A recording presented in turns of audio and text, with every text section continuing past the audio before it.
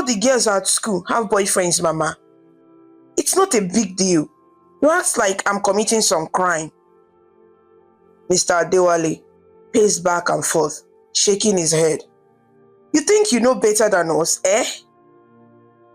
You think Lagos is safe for a naive girl who doesn't listen to her parents? Let me tell you, as long as you live under my roof, you will obey my rules. And my rule is, stay away from that boy. Focus on your books.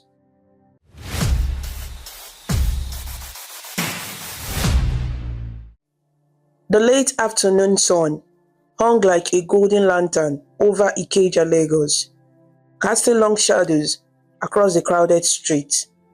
The air shimmered with heat, and the lively buzz of the city filled every corner. In the distance, market women called out to customers, balancing baskets of ripe plantains and oranges on their heads. Motorcycle taxis, okadas, weaved through honking cars, and children in dusty uniforms kicked a ball around, laughing with unbridled joy.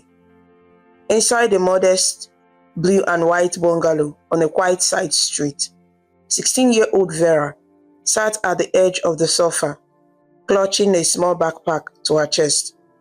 Her heart pounded as she faced her parents.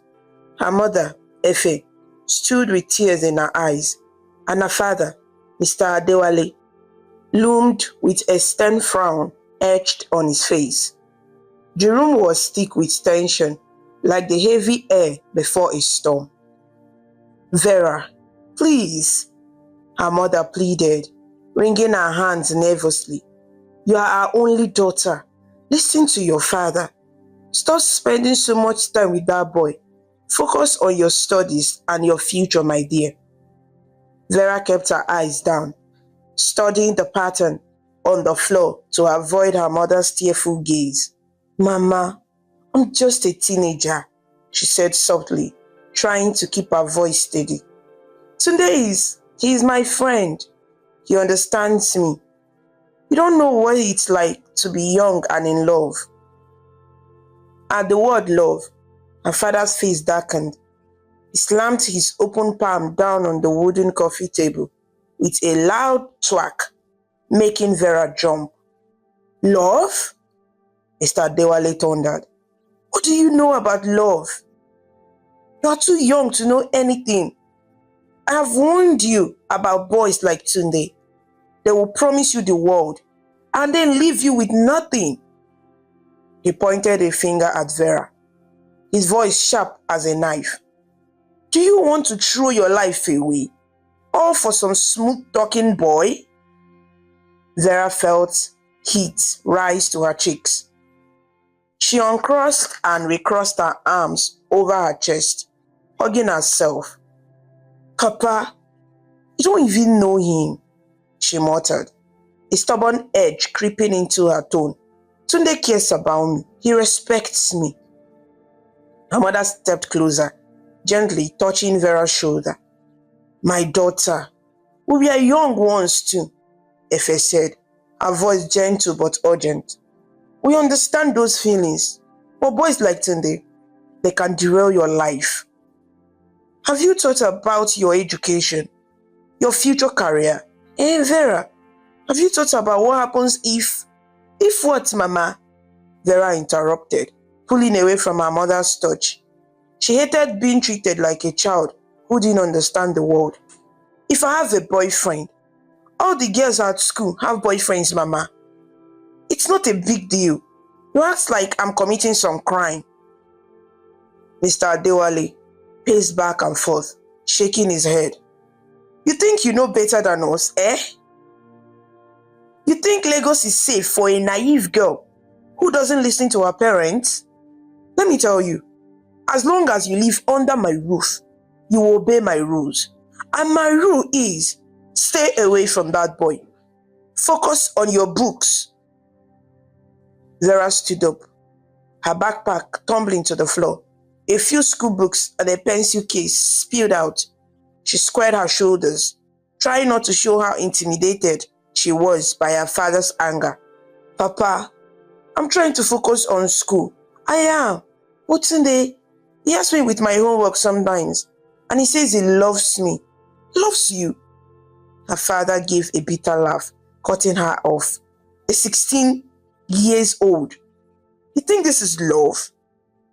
That boy is distracting you. Have you not seen your last report card? Your maths grades are dropping. Why? Because you spend your evenings gallivanting with him instead of studying. I will not allow this.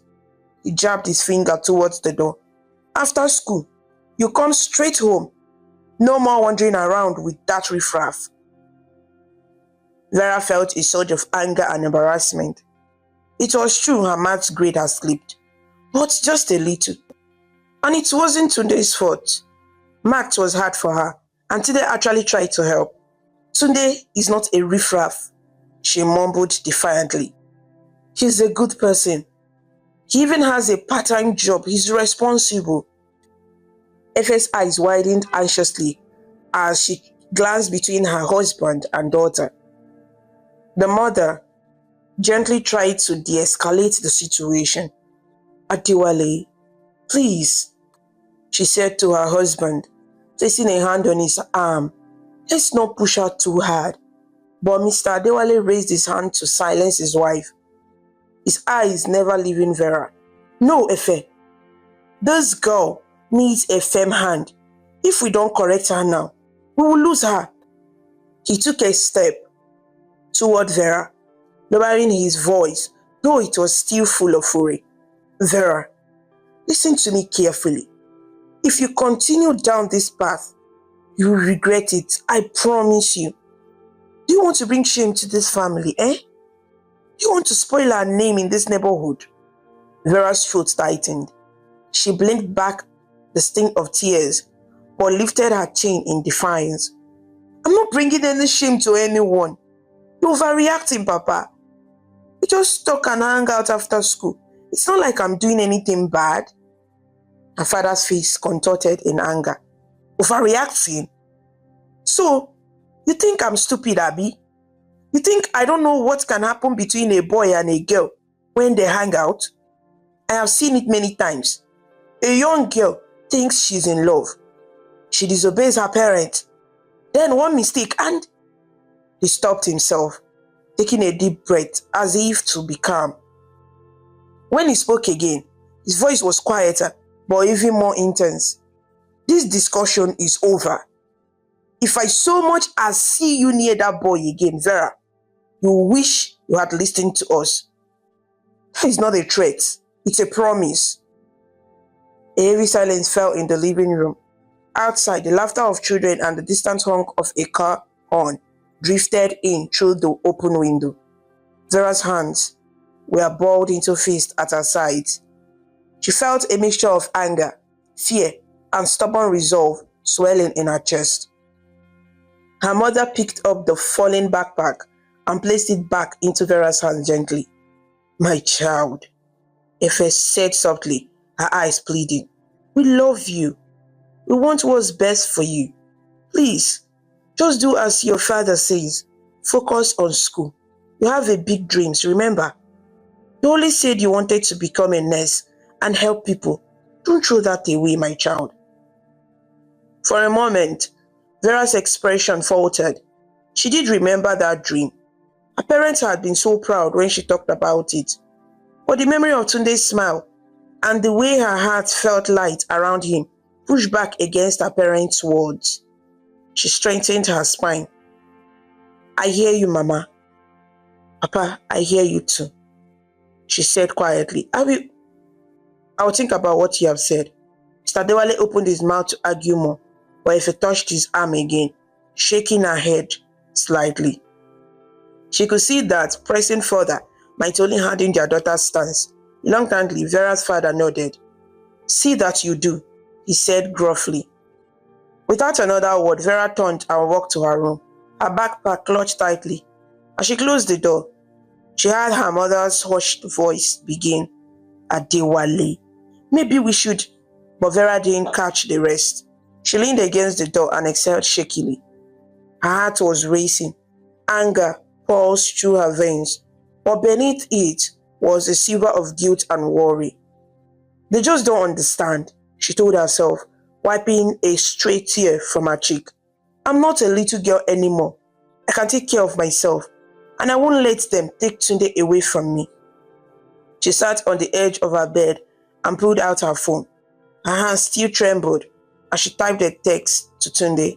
Hey, can we meet after school tomorrow? Need to see you.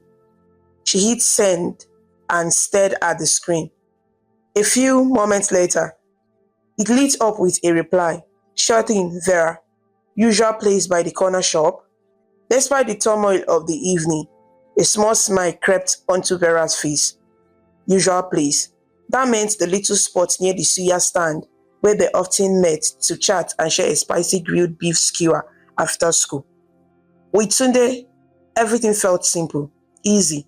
Her parents' voices in the living room faded from her mind as she thought of his grin and the way he always knew how to make her laugh. They just don't know him, she whispered to herself. They don't know how much he cares about me. Outside her window, the sun dipped lower, and the golden light of Lagos evening gave way to a deep purple sky. In the living room, her parents' murmured conversation continued late into the night, their voices heavy with worry. But in her room, Vera dreamed of a world where her love was not forbidden, blissfully unaware of how drastically her life was about to change. The next day after school, the air was thick and humid, promising an evening rain.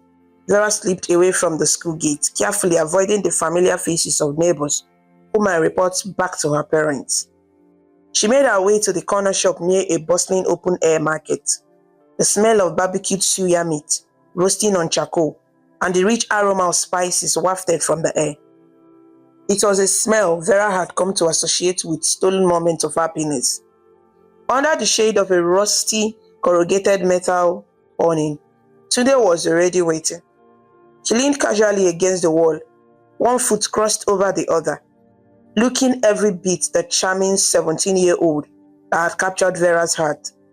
He wore a crisp white shirt tucked in, well-fitted jeans, and a silver chain peeked out from his collar. When he spotted Vera, his face broke into that bright smile that made her stomach flutter.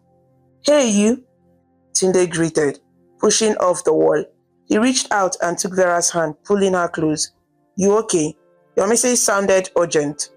For a moment, Vera forgot all about the argument with her parents the night before. Being near Tunde was like stepping into a warmer sun. She smiled back. I am now, she said, squeezing his hand. They bought 2 sticks of suya from the vendor.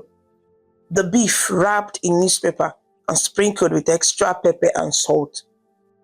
Vera's eyes watered as she bit into the spicy meat, and Tunde laughed, handing her a cold sachet of water to drink. You always want extra pepper, even when it makes you cry, he teased, wiping a tear from the corner of her eye with his thumb. Vera blushed at the gentle gesture. They found a quiet spot at the side of the shop, sitting on a low concrete sledge. For a while, they just watched the world go by, women bargaining over tomatoes, a group of boys chasing each other around a parked downfall bus. The bus conductor shouting for passengers heading to Ojuelegba. Finally, Tunde nudged her. So, what's up? Something on your mind? Vera hesitated, picking at the remaining piece of suya. She hadn't told Tunde about the fight with her parents yet. She was worried he might think she couldn't handle her own family, or worse, that he would distance himself to avoid causing trouble. But she also felt he had a right to know. It's my parents, she said at last, voice low. They found out about us, or at least they suspect I've been seeing you. Tunde raised an eyebrow. And you told them we are dating? I tried. They didn't take it well, she sighed, remembering her father's anger. They think I'm too young. They basically forbade me from seeing you. Tunde let out a short, humorless laugh. Ah, typical. Nigerian parents and their strict ways. What did you expect? He said, shrugging. They just want to control you. The bitterness in his tone surprised Vera. She glanced at him. They're not bad people, Tunde. They're just old-fashioned. They worry about me. Tunde rolled his eyes. Old-fashioned is one word for it. Paranoid is another. That's like having a boyfriend who ruin your life. That's silly. We are not doing anything wrong. We are just enjoying life. Vera nodded slowly. She wanted to believe that. I told them that, but Papa got so angry. He said, if he sees me with you again, I will regret it. At that, Tunde put an arm around her shoulders protectively. Are you afraid? She leaned into him a little. I don't know. A bit, I guess. I hate making them angry, especially Mama. She was crying. It made me feel guilty, but I also hate that they won't even give us a chance. They don't even know you, and they are calling you riffraff. Tunde's jaw tightened. They called me riffraff? Vera winced, realizing too late that she had slipped up. Not in those exact words, but Papa doesn't think you are, suitable. Tunde removed his arm from her shoulders and sat up straighter. She could see the offense in his eyes. I may not be rich, but I'm not riffraff, he said sharply. I know. Vera rushed to say, placing a hand on his arm. I'm sorry, I shouldn't have said that. My father was just angry and talking nonsense. I don't think that about you, and I won't let his words come between us. Tunde's posture relaxed slightly. He sighed. It's okay. I guess I'm used to people looking down on me. Hey, Vera tilted her head to catch his eye. I don't look down on you. I care about you. I love you, Tunde. It was the first time she had spoken the words out loud. Her heart raced as she said them. For a second, she worried he might not say it back, but then he smiled. That dazzling smile that made her melt, and gently pressed a kiss to her forehead. I love you too, Vera, he murmured. All the tension of the day dissipated. Vera closed her eyes, savoring the moment.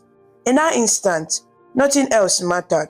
Not her parents' anger, not the disapproving stares of neighbors who might see them. The world was just her and Tunde, and the warm Lagos breeze wrapping them in its embrace. They stayed out until dusk, talking about their dreams. Tunde spoke of wanting to start his own business one day, maybe a tech business or a trade between Lagos and other cities. Vera talked about her passion for nursing and how she hoped to work in a big hospital. They made each other laugh with silly impressions of their teachers, and Tunde promised he would help tutor her in math so her grades would improve. By the time they parted ways, Vera felt lighter, happier. Tunde gave her one last peck on the cheek as they walked her pathway home under the street light. I wish I could walk you all the way, he said, standing at a corner a few streets from her house. But if your old man sees me, Vera put a finger to his lips, shushing him playfully. It's okay. I can go from here. I don't want World War III tonight at home. He chuckled. Text me when you are inside, so I know you are safe. I will. She reluctantly let go of his hand and hurried down the dimly lit road toward her house. As she sneaked in through the gate, she saw the living room light still on. She hoped her father wasn't waiting up. Carefully, Vera tiptoed inside. The house was quiet. Her parents' bedroom door was closed, and she could hear the low drone of the TV from within. She sighed in relief. Maybe they had gone to bed watching a film. She slipped into her own room without incident. Lying in bed that night, Vera replayed the evening in her mind. She and Tunde had vowed to find ways to see each other despite her parents' ban. There was a thrill in the secrecy, an excitement in knowing something that her parents did not. It made her forbidden love feel even more special. But fate has a way of catching up with those who don't heed warnings, and it did not take long for consequences to come knocking on Vera's door. Only 2 months later, Vera sat alone on the edge of her bed, staring at a small white stick in her trembling hands. The single pink line that had always appeared on her previous test was now accompanied by a second fainter line, 2 lines, positive. Her ears rang and her vision blurred with sudden tears. This can't be happening. She squeezed her eyes shut, willing the test to be wrong. But when she opened them, the 2 lines were still there, sealing her fate. She felt equal parts terror and disbelief. They had been careless only once or twice, caught up in their youthful passion and convinced that nothing bad could happen. After all, they were in love and love felt invisible. Now this. Vera's thoughts immediately flew to her parents, her father's angry professors, her mother's worried pleas. If you continue down this path, you will regret it, her father had said. How could she face them now? Her phone lay on the bed beside her. With trembling fingers, she picked it up and dialed Tunde's number. He answered on the second ring. Hey, beautiful, he chimed cheerfully, oblivious to the chaos consuming Vera. I was just thinking about you. Tunde, Vera's voice cracked, and she couldn't hold back the sob that followed. The change in her tone must have been obvious because Tunde's voice immediately sharpened with concern. What is it? What's wrong? I need to see you now, please, she managed to get out between trembling lips. It was late evening, but Vera didn't care. 20 minutes later, under the cover of darkness, she met Tunde behind the closed marketplace, where they knew they couldn't be seen. The stalls were shuttered, and only a few street lamps cast long shadows between rows of empty wooden tables. Vera clutched a shawl around her, trying to ward off the night chill, or maybe just her own fear.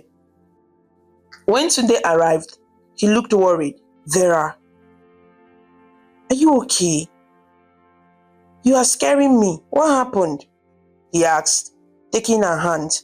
He noticed the pregnancy test stick she was unintentionally still clutching, and his eyes widened. Is that? Vera nodded, fresh tears spilling down her cheeks. In a shaky voice, she whispered, I'm pregnant. For a moment, time stood still. Tunde stared at the test in her hands, as if it might jump out and bite him. How do you know? Are you sure? His voice was a hoarse whisper. I took 3 tests, Vera replied, sniffling. All positive. I also haven't had my period in 2 months. I'm so sorry, Tunde. I didn't know this would happen. I'm scared.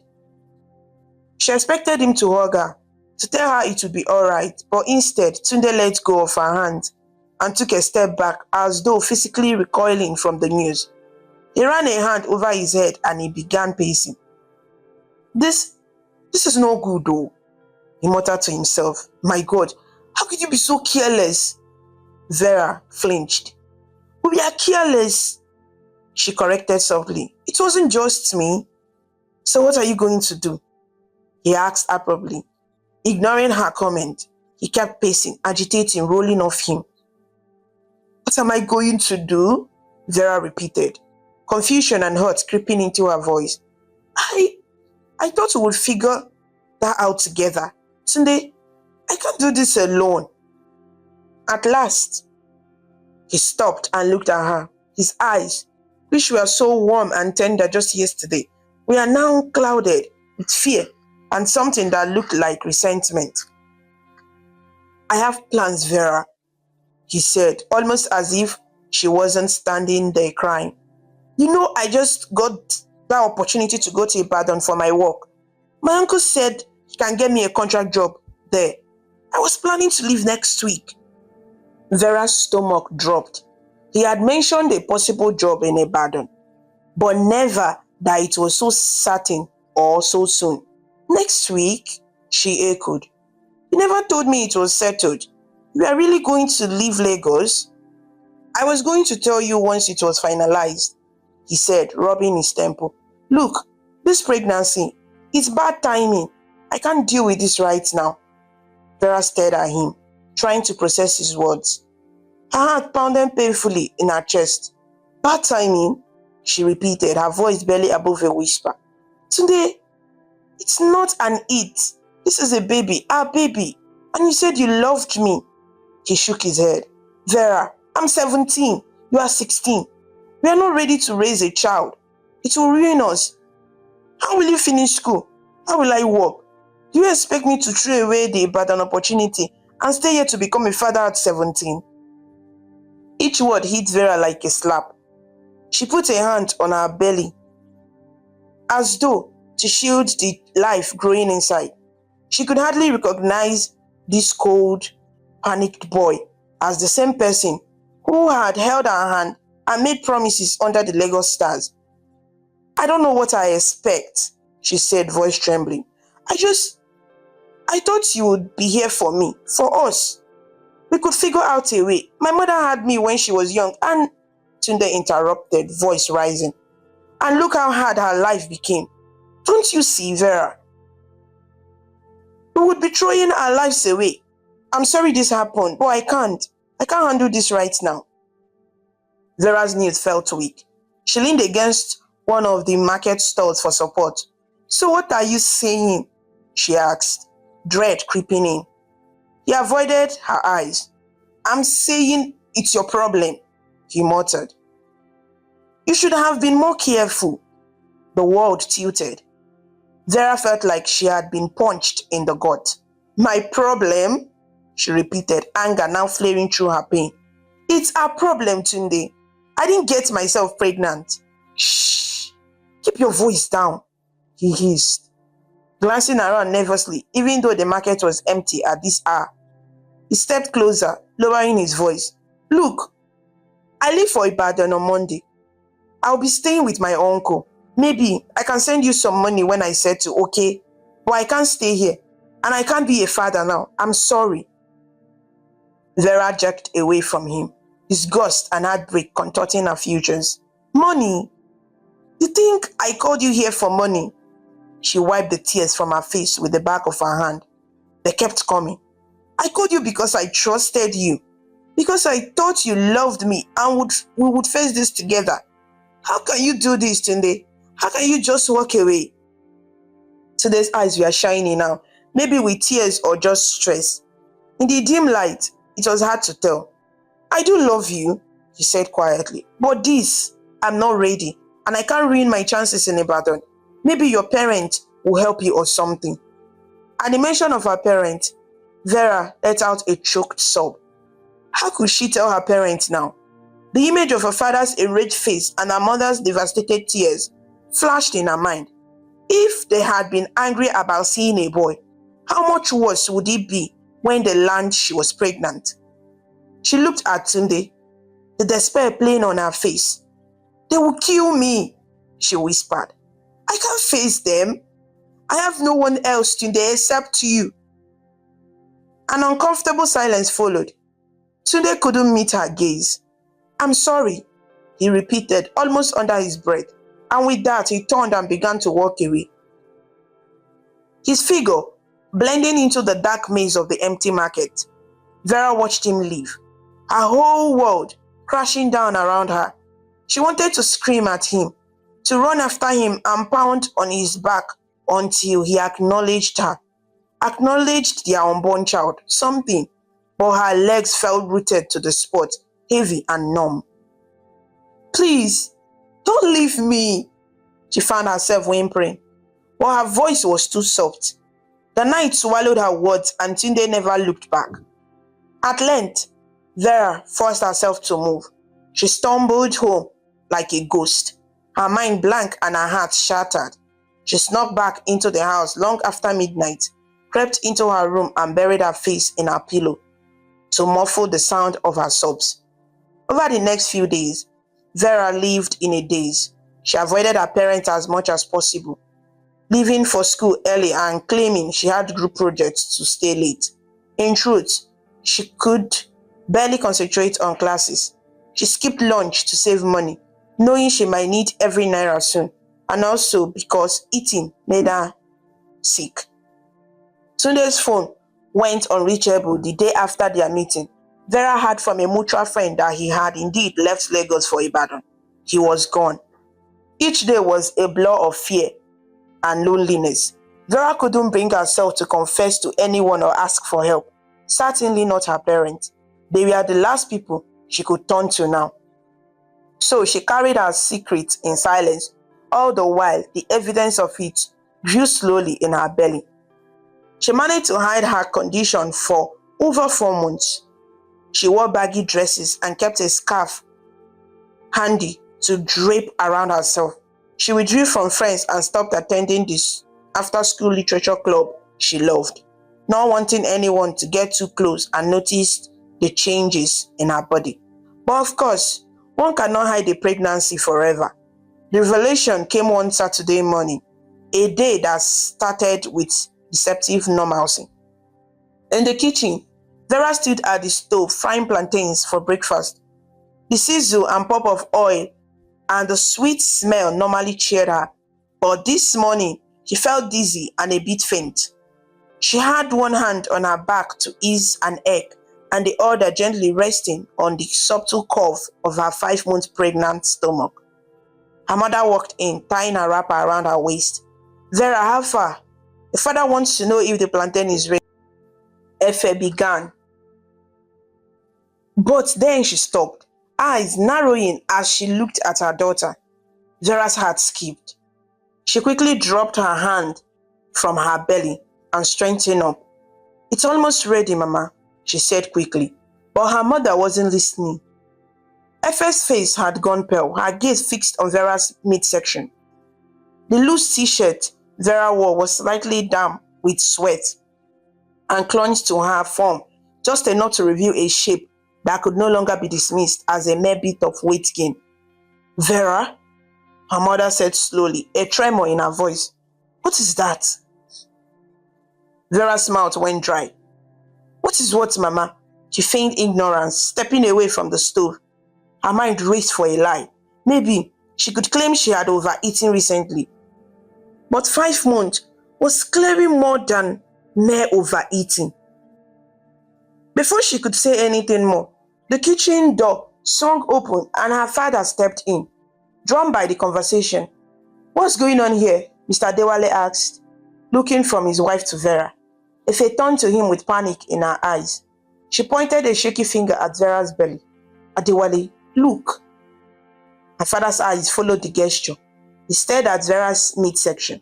Vera instinctively wrapped her arms around herself, but it was too late. The truth was apparent. For a moment, time froze. The only sound was the oil spitting in the pan. Mr. Dewale's face turned from confusion to downing horror, and then to an expression of pure rage and betrayal. No, it cannot be," he said, his voice low and dangerous. Vera felt tears sprinkling at the corners of her eyes. "Papa, I can explain," she whispered, taking a step forward. He took a step back, as if recoiling from something dirty. "You can explain? Explain?" he roared, the volume of his voice rising so suddenly that Vera flinched. "So it's true what my eyes are seeing. You're pregnant." In the next instant, the pan on the stove began to smoke. The plantain started to burn. The smell of char filled the kitchen. Efe quickly moved to switch off the burner, her hands trembling violently. The everyday act of saving breakfast from burning felt absorbed amidst life-altering drama unfolding. Vera opened her mouth, but no words came. What could she say?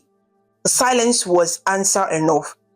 Her father let out a sound that was between a growl and a cry. He looked up toward the ceiling as if asking God for strength, then glared back at his daughter. "Who is responsible for this?" he demanded, though from his tone he already knew. Vera's lips quivered. She glanced at her mother's face. Efe was deadly quiet, one hand over her mouth, tears streaming down her cheeks. "Is it that boy? That Tunde?" her father pressed. Slowly, shamefully, Vera nodded. "Yes, Papa. I'm sorry. Sorry?" The word exploded from him like a gunshot. In an instant, Mr. Adewale lunged forward and swept his arm across the kitchen table, sending the bowl of sliced plantains crashing to the floor. The stainless steel bowl clanged loudly as slices of oil plantain scattered. Vera jumped back against the counter, her hand protectively flying to her belly. "I warned you," her father shouted, voice cracking with pain and fury. "I gave you everything, a home, love, and education, and this is how you repay me? By doing the one thing I begged you not to do, by bringing disgrace into my house." Ife sobbed quietly in the corner, her shoulders shaking. "Adewale, please, the neighbors will hear." "Let them hear," he said, his voice echoing. "Let the whole world hear how my only daughter, the pride of my life, has ruined herself." Vera sank to her knees among the falling pieces of plantain, weeping openly now. "Papa, please, I made a mistake," she cried. "I didn't mean for this to happen. I'm so sorry. Mama, please." She reached a hand toward her mother. Her mother stepped forward as if to console her, tears running down her face. But Mr. Adewale blocked his wife with an outstretched arm. "No, Efe, don't." His voice was cold, calm, and compared to his shouting a moment before. He stared down at Vera, who knelt on the floor. "Stand up," he commanded. Vera struggled to her feet, using the counter for support. Her whole body was shaking. Her father's eyes were like stone. "Go to your room," he said, voice low. "Pack your things." Vera's heart nearly stopped. What? She stammered, not sure she had heard right. "You heard me," he replied. "Pack your things. You cannot stay here, not in my house." Ife gasped. "Adewale, no, she's our daughter. Where will she go in her condition? We cannot just throw her out." "We can, and we will," he snapped, though his voice trembled at the edges. The pain behind his anger was evident. "If she stays, what message does that send? That under my roof, a child can disobey and disgrace her family with no consequences? That I, Adewale, condone immorality? Never." He looked back at Vera. "You have made your choice, Vera. Now, you live with it. You want to behave like an adult, right? Fine. Go out and survive on your own like an adult." Vera's vision swam. She could hardly breathe. "Papa, please, I have nowhere to go," she cried, reaching out to touch his arm. He pulled away as if her touch burned. In a frighteningly quiet voice, he said, "Go now, before I say something or do something we will all regret." Efe tried again, reaching for her husband's shoulder. "My husband, please. Let us think about this. So, she made a mistake, yes, but we can handle this quietly. She can stay. We can help her." Mr. Adewale wailed on his wife, his face twisted in anguish. "Help her? After what she has done? Do you want our younger ones, her brothers, to think this is acceptable? Do you want neighbors to laugh at us, to call us bad parents? You know how people gossip. We warned her, and she still..." He broke off, fist clenching. "No, if you want to follow her, go, but she's not staying under this roof another night." At this ultimatum, Efe broke down in fresh wails, torn between her husband and her daughter. Please don't do this, my husband," she begged. Vera's lips trembled. She realized with horror that her father meant every word, and her mother, despite her pleas, would ultimately stand by her husband because that was what was expected of a dutiful wife. The harsh truth sank in. She truly had nowhere to turn. Feeling like she was moving in a nightmare, Vera shuffled to her room. Each step felt heavy, as if her feet were made of stone. With blurry eyes, she pulled out a small battered suitcase from under her bed, the same one she had taken on family trips to the village in earlier years. She numbly stuffed it with clothes, maternity clothes, as she had secretly bought at the market with her meager savings. Clothes she had hidden at the bottom of her closet. How foolish to think she could hide something like this forever. She glanced around her room between packing, a room filled with signs of childhood she was being forced to leave behind. The stuffed teddy bear on her shelf that her mother bought for her 10th birthday, the academic award plaques on the wall from when she used to be top of her class, a framed photo of her family from a beach trip years ago, everyone smiling carefree. Tears dripped onto the photos as she picked it up. She gently set it face down on the dresser, unable to look at those happy faces. Zipping up the half-full suitcase, Vera wiped her cheeks. She didn't have much besides clothes and a few personal items. Everything else she would leave behind as memories of a life that was over. When she emerged from her room dragging her suitcase, she found her parents waiting in the living area. Her mother was sitting on the couch, face buried in her hands, quietly sobbing. Her father stood by the door, arms crossed, jaw clenched. She had the look of a man steeling himself to do something unbearable. Vera set the suitcase down. "Papa, Mama," she began, voice hoarse. "I'm sorry for everything. Stop," her father interrupted, raising a hand. His eyes glistened. It was the first hint that he might cry, but he blinked the tears away fiercely. "It's done. Just go, go, go, go, go." Vera looked at her mother desperately. "Mama, please." Ife lifted her face. It was stained with tears, eyes red and swollen. She rose and approached Vera. For a second, her father looked like a mighty object, but he didn't. Ife took her daughter into a tight hug, sobbing openly. "My baby," she cried, stroking Vera's hair. "Oh God, please protect my child. Vera, I'm so sorry. I'm sorry, my dear." Vera clung to her mother, the two of them trembling. "Mama, please, I don't want to go. I don't know what to do." From behind, Mr. Dewale's voice came, thick with emotion. He tried to suppress. "Efe, that's enough. Let her go now." Efe pulled back, cradling Vera's face in her hand. "Stay with Susan, okay?" she whispered hastily, naming Vera's old friend. "I will try to send you money quietly when I can. And please be careful. I love you, my dear." She placed a soft kiss on Vera's forehead. "Time to leave," Mr. Dewale said, his hand already on the front door, holding it open. With one final aching look at her mother, Vera nodded. She picked up her suitcase and with laden feet, walked toward the door. As she passed her father, she paused, looking up at him one last time. "Papa," she said, choking back a sob, but his face was hard, set in unforgiving lines. "When you have your child," he said quietly, "perhaps you will understand why I must do this. Goodbye, Vera." Fresh tears spilled as Vera stepped out of the house, the sun glaring down on her like a spotlight. The door closed behind her, the click of it echoing like the slam of a prison gate. She stood outside her family home, the home she had been safe in for 16 years, now feeling as though she were on a strange new planet. Neighbors nearby pretended not to stare, but she could feel their eyes following her. The disgraceful daughter, pregnant out of wedlock, cast out onto the street.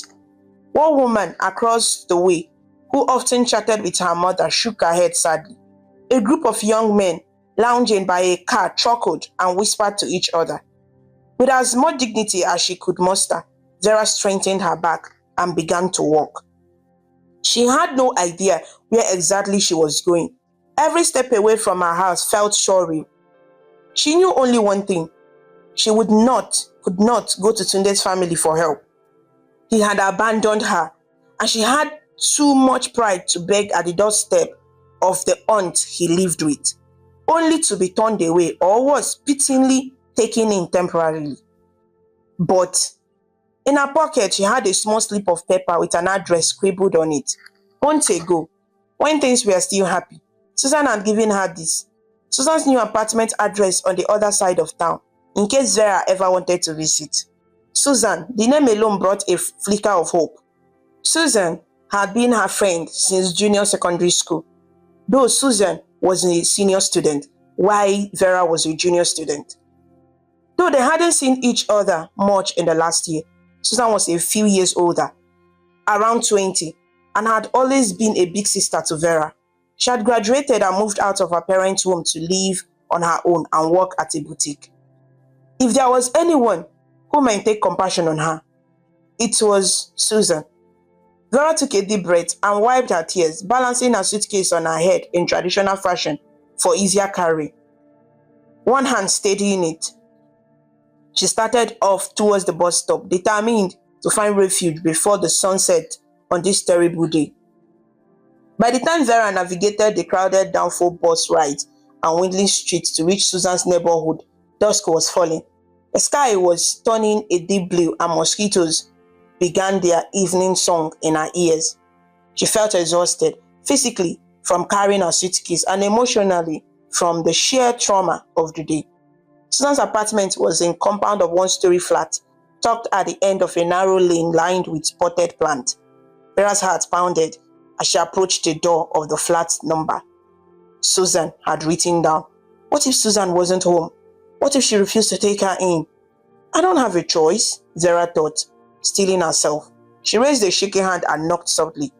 After a few agonizing moments, the door opened a crack.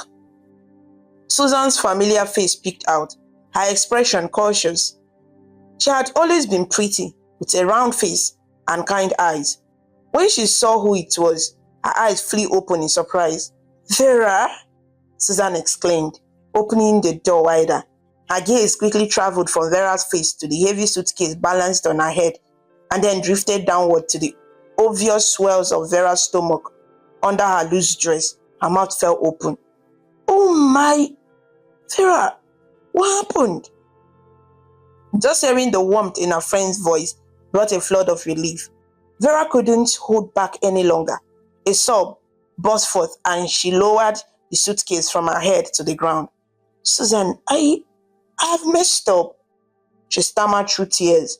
Immediately, Susan stepped forward and wrapped her arms around Vera in a comforting hug. Oh my dear, come inside, come, she said gently, rubbing Vera's back. Susan helped her inside the small apartment. It was modest but tidy, just a single sitting room with a threadbare couch, a tiny dining table and a narrow corridor, presumably leading to a bedroom and bathroom. A ceiling fan whirled lazily above, and a small TV murmured in a corner, playing an old Nollywood film. Susan guided Vera to sit on the couch. The younger girl sank into the cushion, feeling a wave of fatigue. Her swollen feet ached from the day's stress and travel. Let me get you some water, Susan said, rushing to the kitchen nook where she poured water from a filter pitcher into a cup.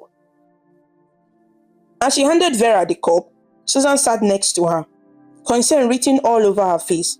Talk to me, Vera. Are you okay? What happened? Where is your family? Vera gulped the water, realizing how parched she was.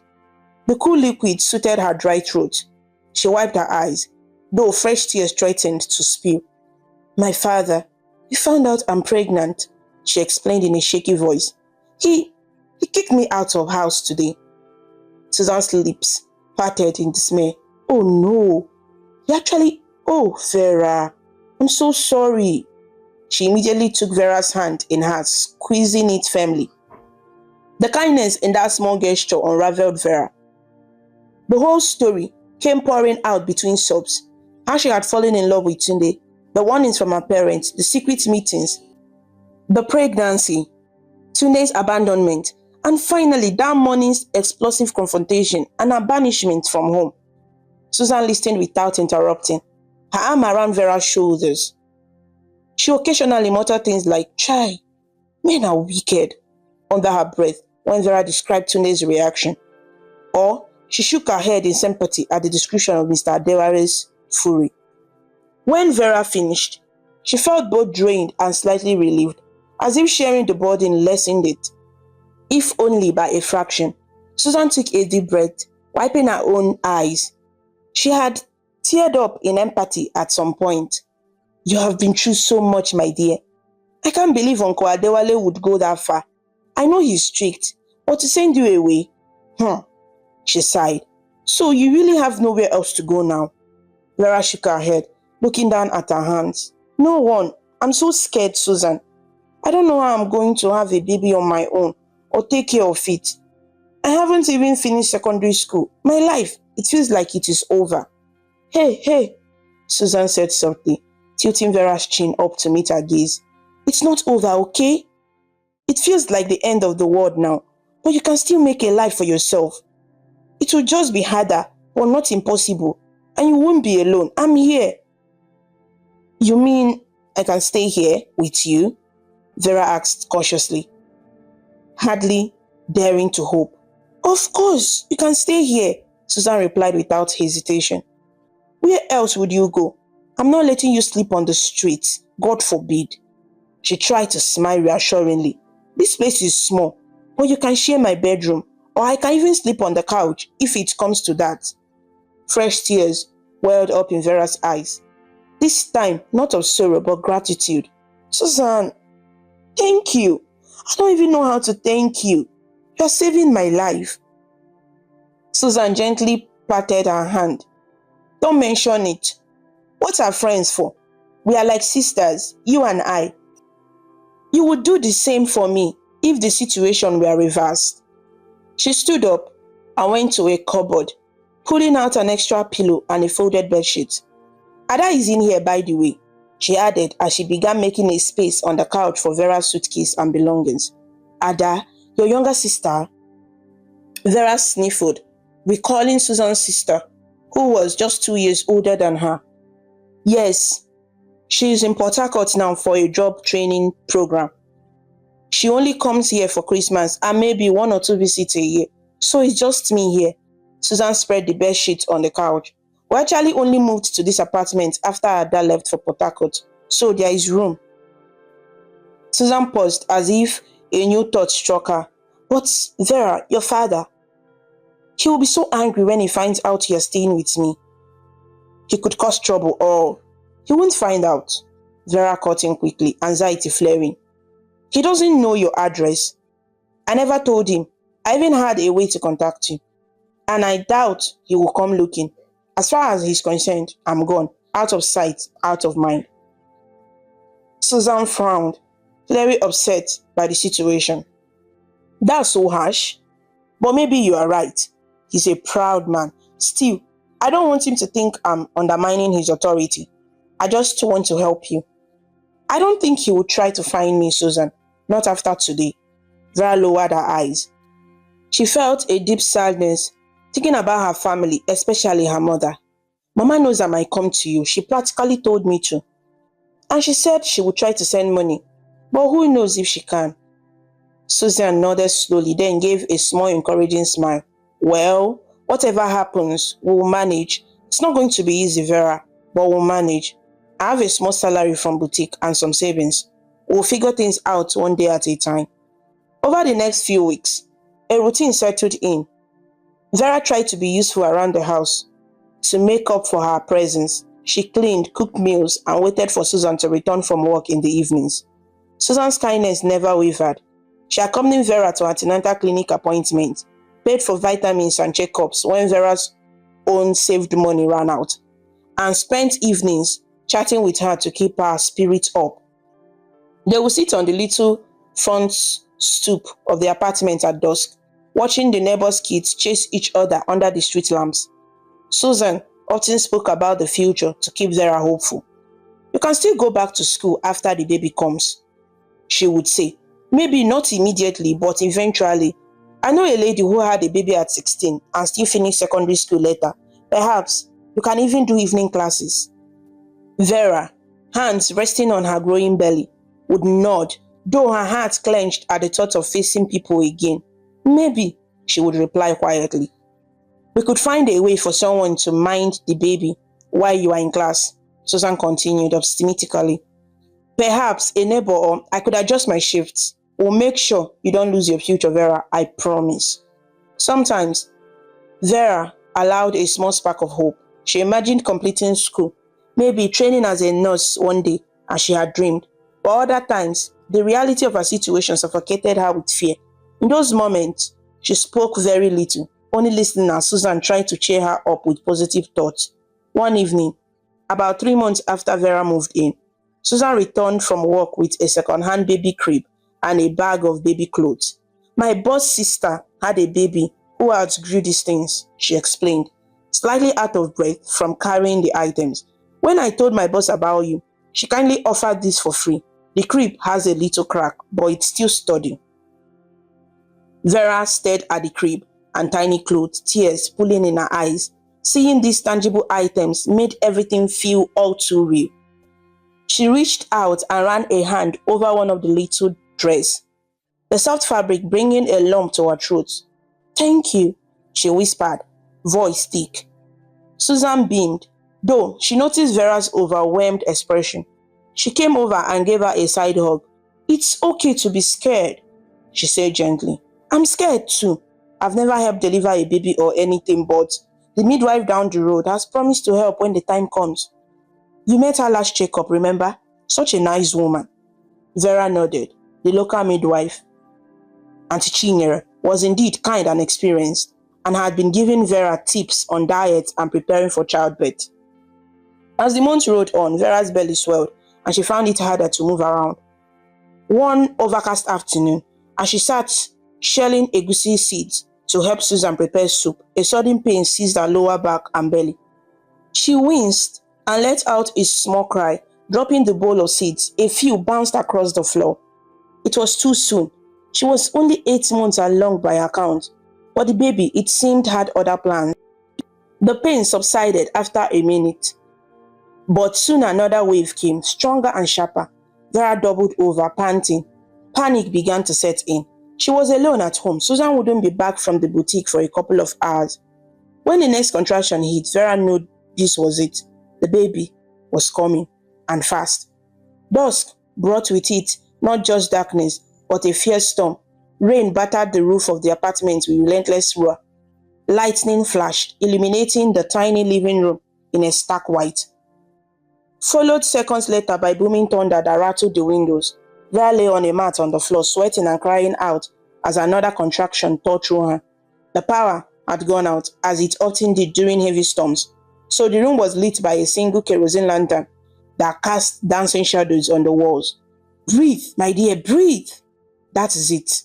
You are doing well," groaned Auntie Chinyere, the midwife, who had thankfully arrived in time.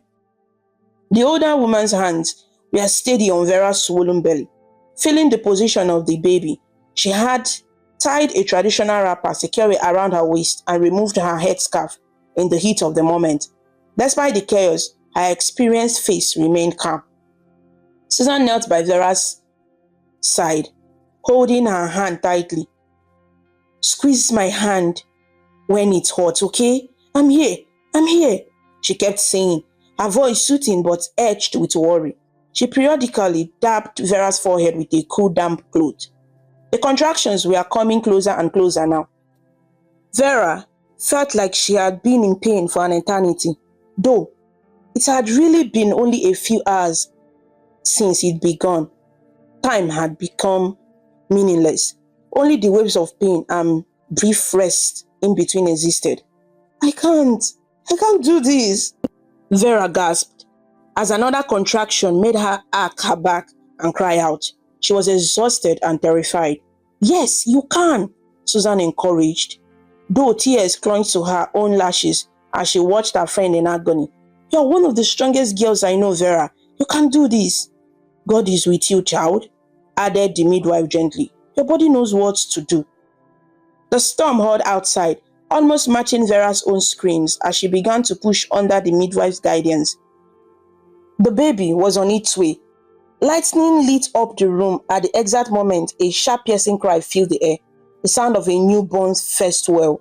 "It's a boy," Auntie Chinyere announced, lifting the tiny, sleepy baby into her arms. Vera collapsed back on the mat, panting and sobbing with relief and disbelief. Through her blood vision, she saw a midwife expertly tying and cutting the umbilical cord. The baby's cries were weak but steady. He was alive, despite her exhaustion. Vera let out a shaky laugh of joy. Her son. She had a son. But it wasn't over yet. Now, the other one. Push. One more, my dear. The midwife said quickly, placing the baby boy down on a clean towel and moving back to her assist with the second birth. Vera's eyes widened. Another one. So they are twins. Now, as another contraction gripped her, she clenched her teeth and bore down, screaming till her throat was raw. Susan's hand must have been aching from Vera's tight grip. But she never let go or complained. Almost there, she urged. Minutes later, a second cry rang out, soft at first, then louder, as the second baby filled her new lungs with air. A girl, Aunt Chinyere said with a smile, swiftly cleaning out the baby's nose and mouth so she could cry better. Oh, what beautiful twins, a boy and a girl. The midwife finished her work quickly, clamping and cutting the second cord. She placed the new-born girl next to her brother, wrapping them both together in a warm blanket. The two tiny infants squirmed and meowed like kittens. Outside, the rain continued to pound, but the thunder had begun to ebb as the storm moved on. Inside, the worst of the storm had passed as well. Vera was overwhelmed with emotion. She reached out with trembling hands. My babies, please, let me hold them, she whispered. Aunt Chinyere nodded, and with Susan's help, propped Vera up against a pillow against the wall.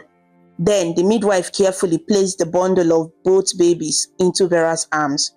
Two tiny faces, eyes screwed shut, voices crying softly. Vera stared at them, her heart swelling with a fierce protective love she had never felt before. The boy had a little tuft of curly hair and was still bawling weakly. The girl had a rounder face and had calmed into quiet whimpers.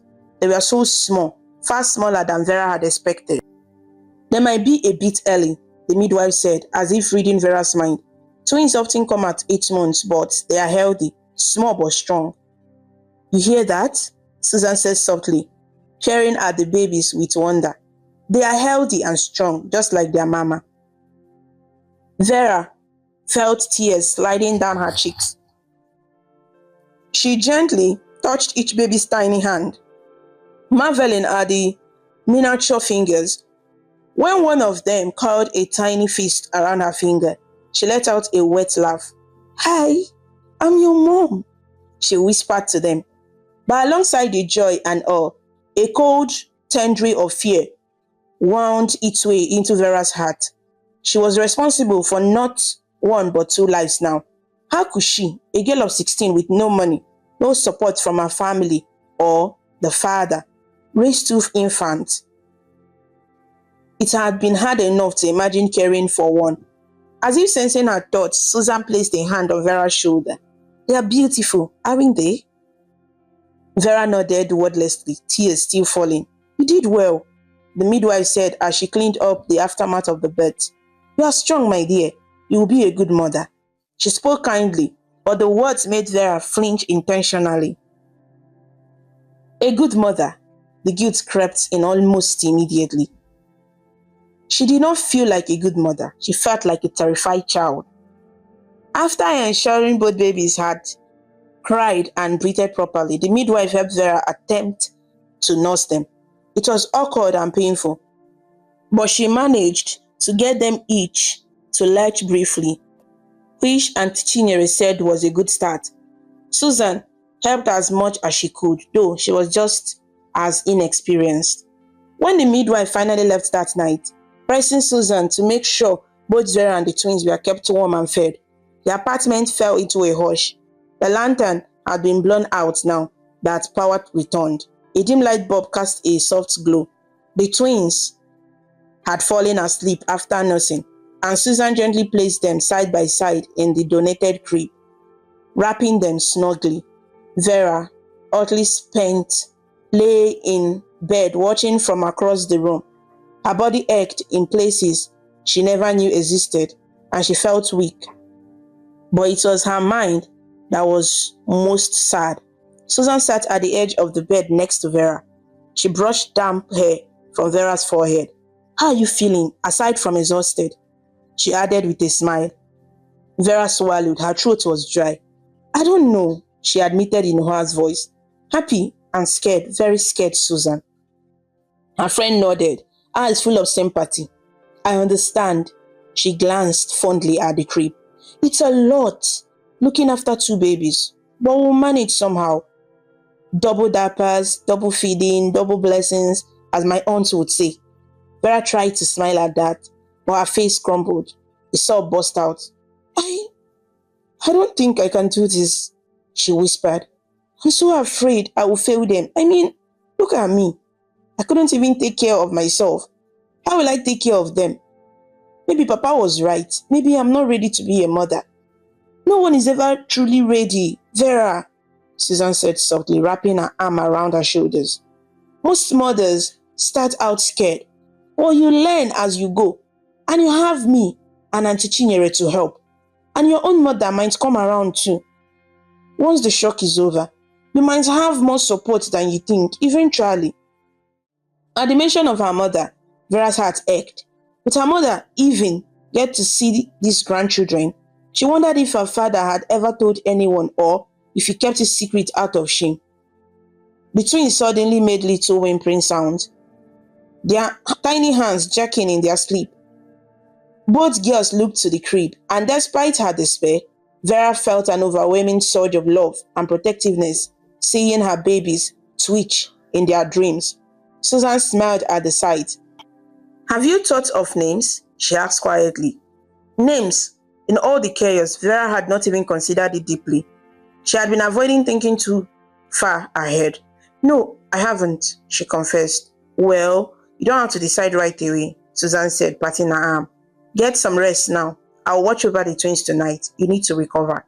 True to her word, Susan insisted Vera lie down and sleep while she attended to the infant through the night. Vera was so drained that she couldn't protest much. She drifted in and out of a fitful sleep, awakening whenever one of the babies cried or too weak to get up each time. Susan was always there first, cawing softly, walking the baby through the small living room until they settled.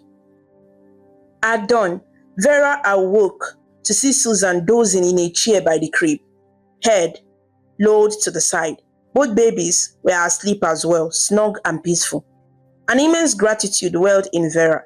She resolved that somehow she would repay Susan for all of this kindness, if not for her friend. She truly didn't know where she would be right now.